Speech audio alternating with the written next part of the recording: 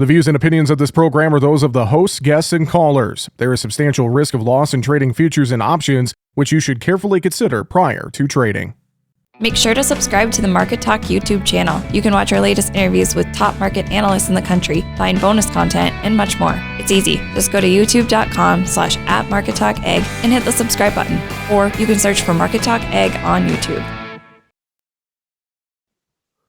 Well, there is a lot to talk about when it comes to weather here for the back half of the month of March. And joining us now to go through some of the features we are watching, Eric Snodgrass with Nutrien Ag Solutions is with us. Eric, good to catch up with you again here this week. And it's been fairly active. We should start. I know just this past week, a lot of severe weather across the country, just a multitude of different severe weather reports across many areas, wasn't there, Eric?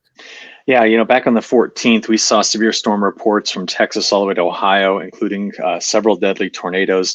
And just as it stands, we had over 800 unfiltered reports so far of severe weather. So that puts us ahead of climatological average on both hail and wind. We're still a little bit behind average on tornadoes, but that doesn't mean we haven't had them.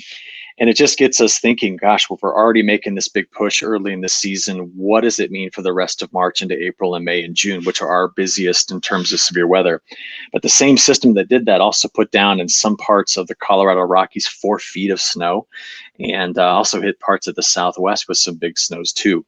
So this is what I think kind of is the indicator of a very active end of March and start of April.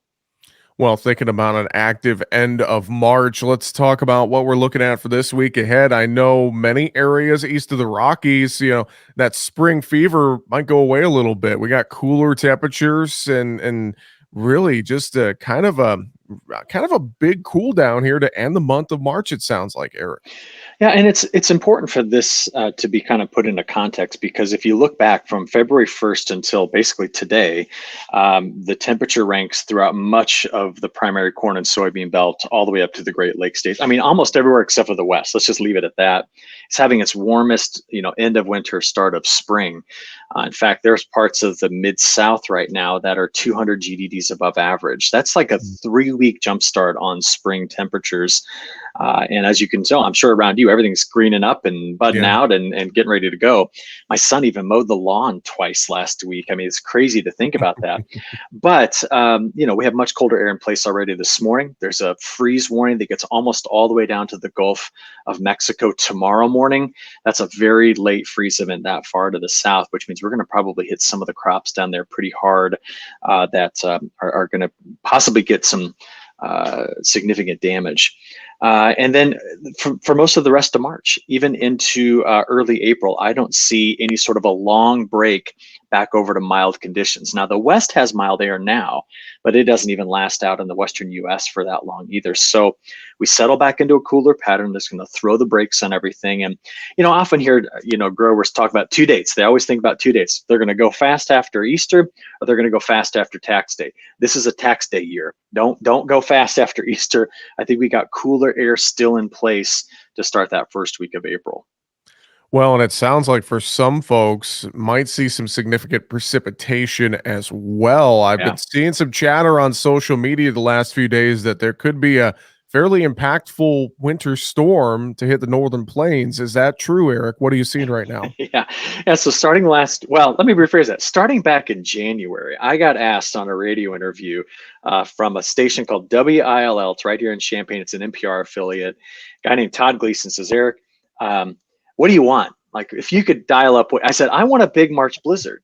He's like, no, I don't want a big. I said, no, but I do, because if we can get something huge in March, a big slow mover, it's going to bring rain south and a bunch of snow north. And what I like about it's before we do anything, right, we can still use it, and snow melts slowly. So instead of having all the rain run off, I want the snow to melt slowly and soak. And so I had this wish cast, and now it might be there, man. So starting this weekend, we have enough cold air out ahead of this, that this deep low that today is south of the Aleutian Islands comes through the Pacific Northwest, drives itself right into the central part of the United States. And from Alberta through Montana, through the Dakotas, Minnesota, which right now is most of Minnesota is less than 20% of normal snow, into northern Wisconsin, which is the same way.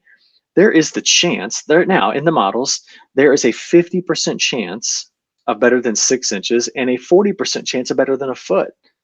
And so if we get that, man, that is going to be crazy, late season snow. Now, that's this weekend. To the south of this system, we'll likely get heavy rains, severe storms. I mean, it's the typical spring setup for that. But that's going to hit an area that has not measured a drop of rain in 30 days. Could hit Iowa with decent moisture as well. And if there's a spot in the country that I would tell you that's desperate, it's that western and northern corn belt that's got to get moisture back into place. So we don't enjoy it, but we need it. Something to definitely keep our eyes on. We'll watch the forecast here as we go through this week, as we get that final setup towards the weekend. You mentioned, kind of getting into spring, summer. Let's talk about some of those outlooks. I know you've been gathering your thoughts on what we're looking at here for the longer range models. So give us some of those thoughts, Eric. What are you seeing here as we get later into spring and into summer? Yeah, so most of the models are being very much controlled by El Nino, which they should. I mean, that's how dynamically the atmosphere is going to respond to changes in ocean temperatures in the Pacific. And so there's two camps. One has the El Nino just collapsing into strong La Nina by summer. And those models begin with drought in the southern plains and the Four Corner states in the Great Basin. And by midsummer, spread it into the central United States. So the hard red and wheat belt, the mid-south, creeping into the corn belt by mid to late summer. And those are the models that want to just give you full-on 1988 repeat. Now, there's another suite of forecast models that are less aggressive on that. And one of the big ones is the European model. It attempts to keep the driest conditions in the western United States. It keeps it in the Great Basin. It keeps it in the western plains. And it keeps a lot of storms rolling through much of the rest of the country. I'm going to use analogs, because if I go back and look at every year since 1950, where there was an El Nino in the winter fading into neutral in spring, which is what we have, and possibly La Nina by fall, what did they all do? They put the greatest drought risk from the southern plains to the mid-south to the southeast, one of those three areas. And north of it, we tended to have a lot of ridge riding thunderstorms. It also tended to be a hotter summer overall for most places east of the Rocky Mountains. So it is possibly going to be set up as a hotter and wetter summer for a lot of the primary corn and soybean belt, which presents its own problems. So what I'm telling you here right now is that I don't have major indications of 2024 being bin busting, but I don't see disaster yet. You know what I'm saying? So we're kind of teetering on the potential for having a few pockets of drought south, south central, maybe southeast, but a lot of storms and maybe wetter conditions to the north with hot overnight lows and maybe too much moisture at times. So is there a good year that matches this year? No. I've been asked a lot about 3 years in particular. I've been asked a lot about 2016. Maybe it's a close analog, but not perfect. A lot of folks right now are talking about 2010. I don't like 2010 as a perfect analog. And then I've been asked more about 1988 than any other year. And I don't think 88 is going to be the repeat either. So something new is on the horizon, but I'm thinking warmer and wetter is the story for the primary corn and soybean belt right now. All right. Well, we will definitely keep our eyes on that moving forward as well. South America, let's wrap up there. Kind of turned wetter here all of a sudden in parts of Brazil and Argentina. What's the latest for South America, Eric? Yeah, so quickly here, Mato Grosso do Sul, Sao Paulo. Those three states for the last month and a half have been drier in pockets, not the whole areas, but drier in pockets. And we were concerned that April rains weren't going to be there. Well, here at the end of March, over the next 10 days, they trended wetter right in that corridor. If it does get wetter in that corridor and starts to deliver some moisture, that's going to be a great thing for their safrinha crop. But the models don't keep it there. We think it's going to peel back in April, put another dry stripe into that region in April. And as a result, we could still see some crop, some yield loss potential, because April's the critical month for rains for the safrinha crop, because by May, the rains are done, crops getting harvested in June. So watch it carefully. Rain now, but we think it'll trend back drier once we get into April. All right. Well, I know folks, if they want to stay up to date with the latest weather forecasts and more, ag-wx.com. They can sign up for Eric's weekly weather newsletter there as well.